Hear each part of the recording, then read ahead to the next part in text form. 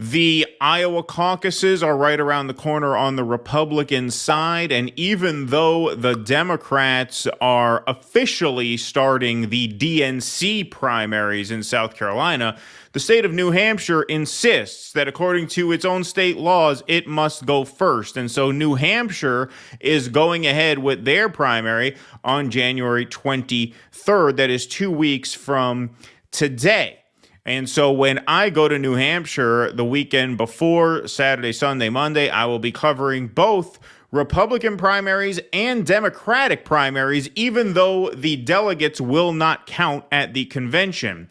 The fact that this is just a bragging rights scrimmage, though, did not stop challengers Marianne Williamson and Dean Phillips from staging a debate. And so we're going to watch a little bit of that debate, as you can see right here. Now, are you sure they're not just cosplaying the opening scene of Scanners?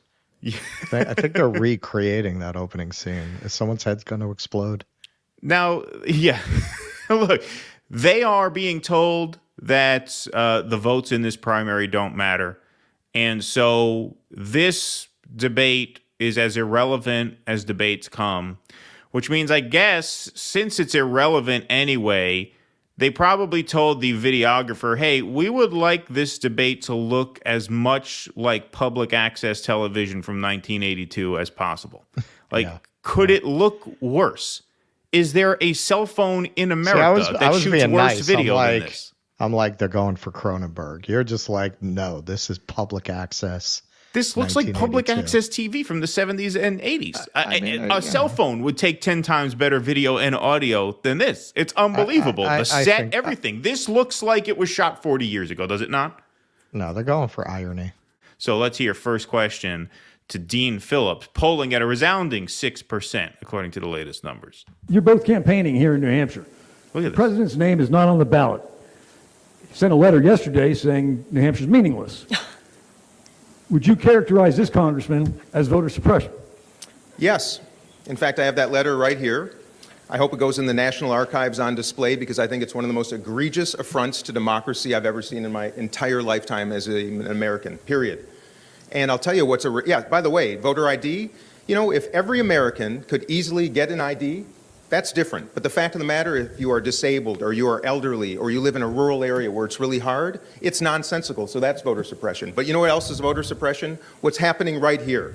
What's happening in Florida, what's happening in North Carolina, what they're trying to do in Massachusetts and other states. The Democratic Party should be investing in democracy, promoting debate, promoting candidates, and promoting voters. What are they doing? They're suppressing them. I'm not a conspiracy theorist. I'm an affable, decent, common sense person that is telling you the truth. I know Marianne knows exactly the same thing. And your generation, all of you in this room, please take note. The parties are destroying democracy. By generation, he means the people too young to vote? Which apparently there were many in that room. Yes, indeed.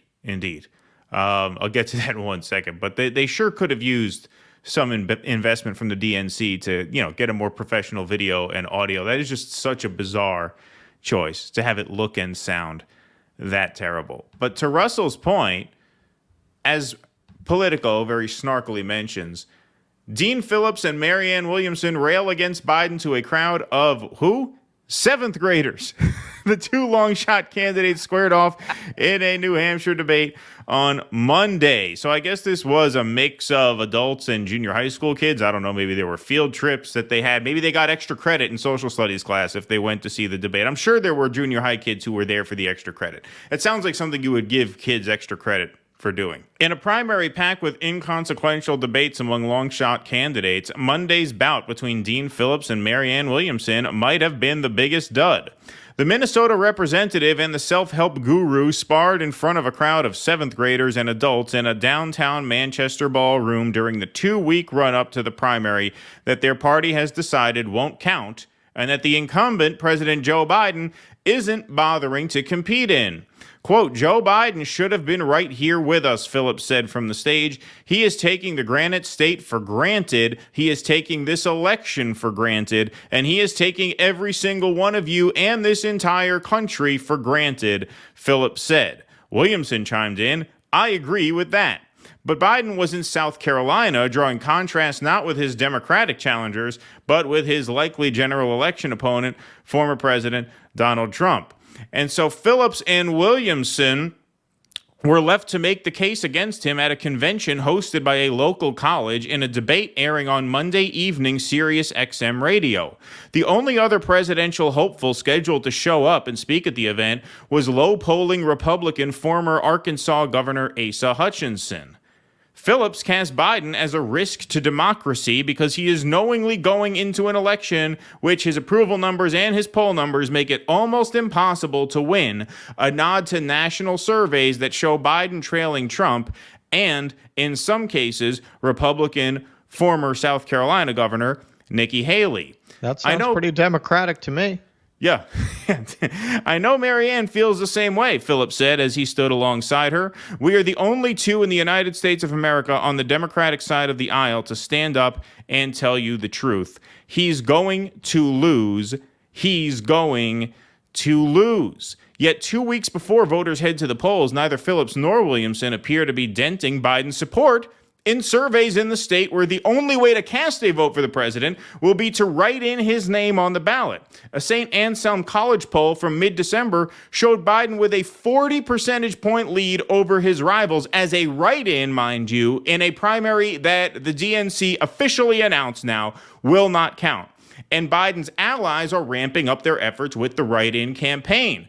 Representative Jamie Raskin became the latest in a string of high-profile surrogates to throw his weight behind the effort, appearing in a press conference in Concord on Monday afternoon alongside Representative Annie Kuster and prominent Democratic State Senator Donna Soucy to cast this election as a choice between a champion of democracy in Biden and a threat to it in Trump.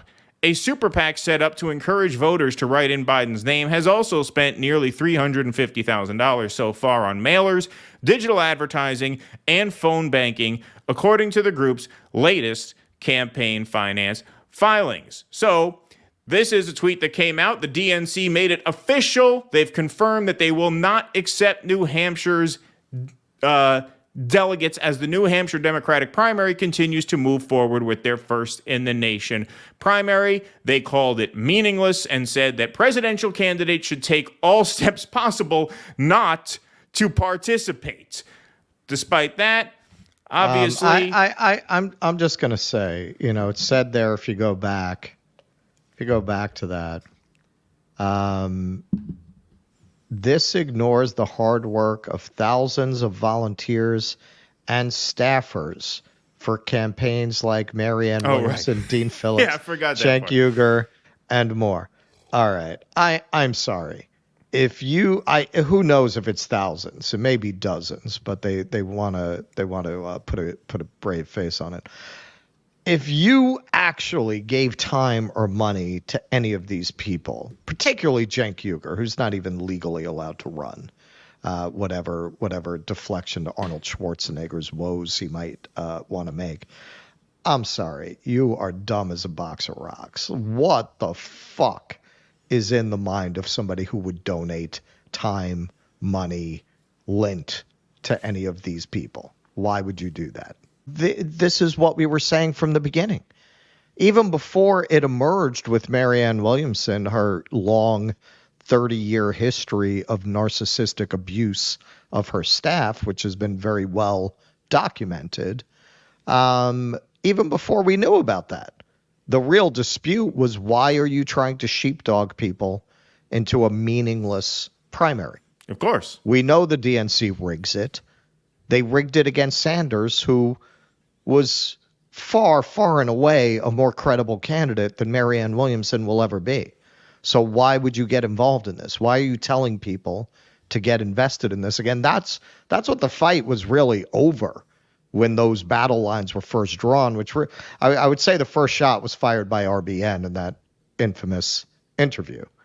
And that's really what it was about. And Nick put it right there on the table. Hey, why should working people who poured all this time and money into the Sanders campaign, something he personally had a lot of experience with, why should we get involved in your campaign? And she had a total fucking meltdown. which, I mean, that's a character issue. But nobody could answer that question because how can you answer that? What answer could you possibly put forth that would make it make sense?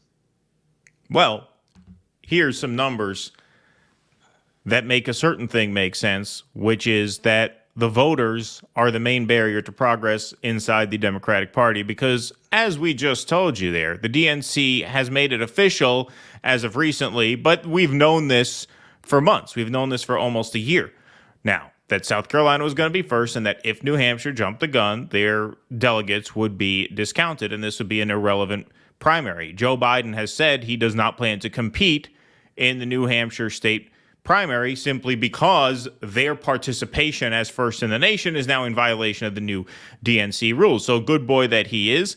He's keeping his name off the ballot, but as a write-in in an inconsequential primary that he has denounced himself, he is winning by more than 40 points over his rival. Latest poll, Biden 64, Phillips 6, Williamson 2. 2 points. And there they are having a debate. They will be in New Hampshire the weekend before that vote into Tuesday. I am going to try to go to both a Dean Phillips event and a Marianne event. I'm hoping to go to both. And I really want to talk to the people there, not just about why you're there, why did you think it was worthwhile to get invested in this campaign, but more importantly, I would like to know if they plan on voting for the Democratic ticket in November, because one of the things that made this move especially risky for the Democrats to do, bouncing New Hampshire out. I could see bouncing Iowa out because of the debacle that was the Iowa caucuses last time, but it certainly wasn't New Hampshire's fault. And part of the risk in doing this is that New Hampshire is actually a very, very close swing state. It hasn't gone red since George W. Bush won it. I think Bush won it in 2000 and lost it in 2004. If Cool Blue is here, he'll know that for sure.